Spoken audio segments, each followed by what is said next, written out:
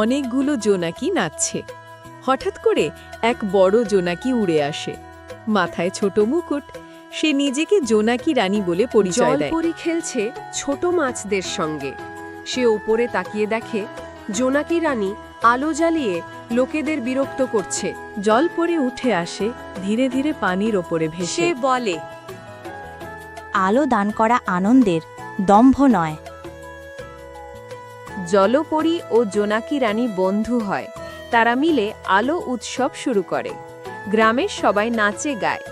শেষ দৃশ্যে বাচ্চারা বলে, আলো মানে ভালোবাসা। একটি রহস্যময় ছায়ামূর্তি আলো চোর আসে এবং সব জোনাকির আলো চুরি করে নেয়। জোনাকি রানী ও তার প্রজারা অন্ধকারে জলপরি টের পায় জলের নিচে আলো আসছে না।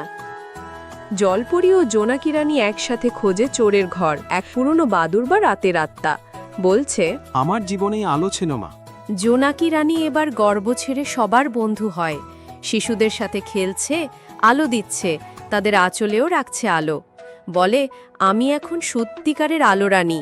জলপরি বলে, আলো তখনই থাকে যখন ভালোবাসা থাকে।